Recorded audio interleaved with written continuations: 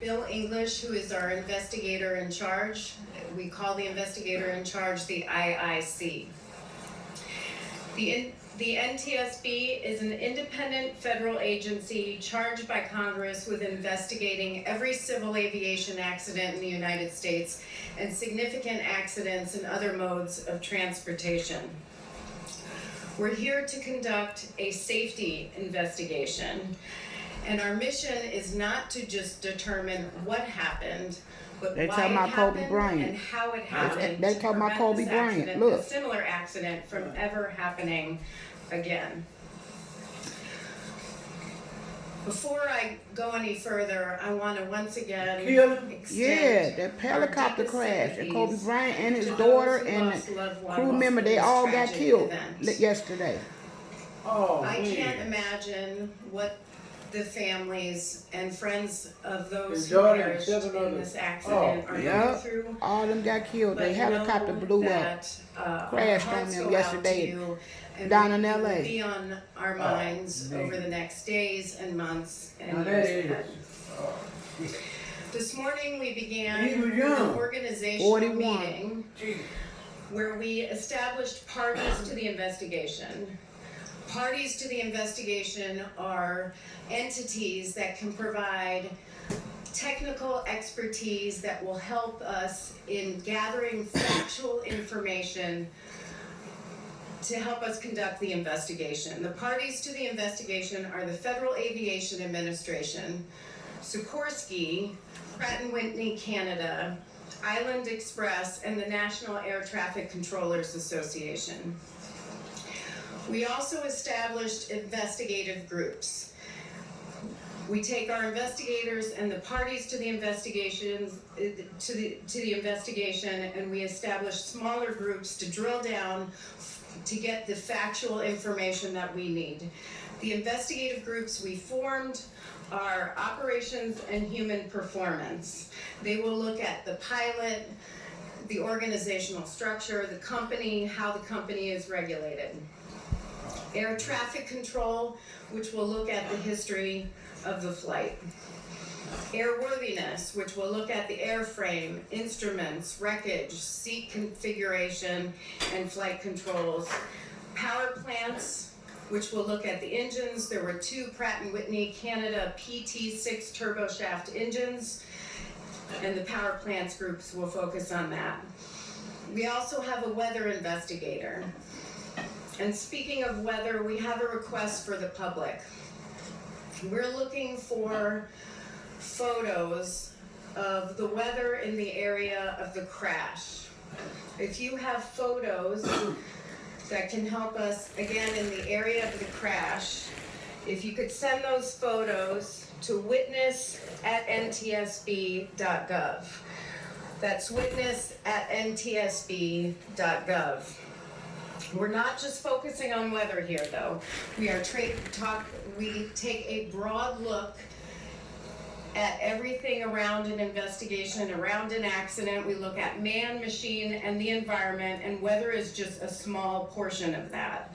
So we would appreciate the public's assistance. If you have that, please send that in, again, to witness@ntsb.gov. We also went on scene today. Our investigators began documenting the scene, collecting evidence, taking pictures, and we had drones in the air to begin mapping the wreckage. There have been a lot of questions about the FBI and why the FBI is here. The NTSB has a memorandum of understanding with the FBI to help us collect evidence. They are essentially a force multiplier for the NTSB. There is no criminal portion of this investigation. So with that, I really want to thank the FBI evidence response team for their assistance with our investigation. I also want to take a moment to thank the Los Angeles County Fire Department, the Los Angeles County Sheriff's Office, the Los Angeles Police Department, a variety of search and rescue groups, many of which I saw hard at work today on scene, and the Los Virgenes Water District. Again, this is our first full day. We're continuing to gather information.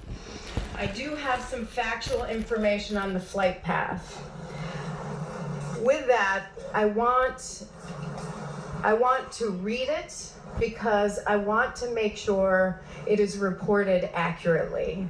And so if you'll bear with me as I read it, its initial information shows that the helicopter was flying under visual flight rules, or VFR, from John Wayne Airport to just southeast of Burbank Airport. Around Burbank, the pilot requested to transit controlled airspace under special visual flight rules. Special VFR is an air traffic control authorization that allows an aircraft to proceed through controlled airspace at less than the basic VFR minimums of 1,000-foot ceiling and 3 miles visibility. ATC advised the pilot there was a delay due to traffic. While awaiting approval, the helicopter circled for 12 minutes until the special VFR was approved by air traffic control. The helicopter transited the Burbank and Van Nuys airspace at 1,400 feet and proceeded south, then west. The pilot requested flight following to continue to Camarillo, but Southern California TRACON advised the pilot that they were too low for flight following. Approximately 4 minutes later, the pilot advised they were climbing to avoid a cloud layer. When ATC asked what the pilot planned to do, there was no reply. Radar data indicates the helicopter climbed to 2,300 feet and then began a left descending turn. Last radar contact was around 9:45 a.m. and is consistent with the accident location. I anticipate we'll have more factual information to share tomorrow. I believe we will have a press briefing at some point tomorrow. Please monitor our Twitter feed at NTSB_newsroom, where we'll put out the time of the press conference. I do anticipate we will be here about 5 days on scene to collect perishable evidence. We're going to continue to document the scene. We are not here to determine the cause of the accident. We will not determine that on scene. On scene, we are here to get the perishable evidence. So with that, I will take some questions, and again, monitor our Twitter feed for tomorrow at NTSB_newsroom.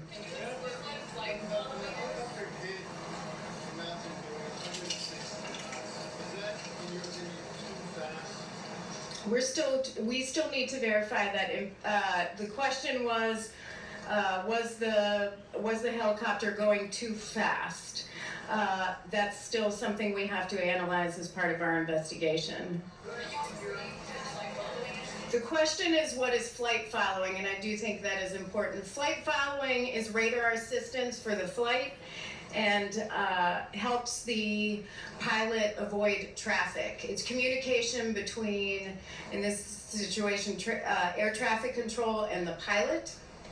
It is when air traffic control said they were too low, it wasn't that they were too low, it was too low to provide flight following assistance. It can be, yeah.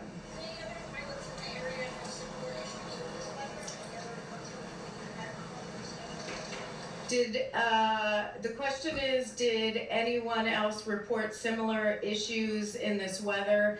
That is part of our interview process, and they'll be looking into that. Near the crash site, you said the fog was as thick as milk. Should that pilot have been flying around this area when the fog got back?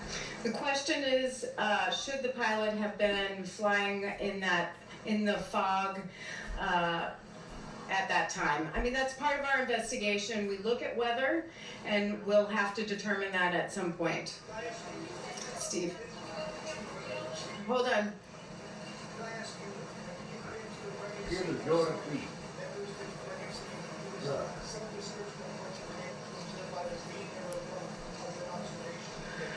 The question is to describe the wreckage scene and whether I have been to the to the scene. I did go to the scene for several hours this morning and departed around 12:30.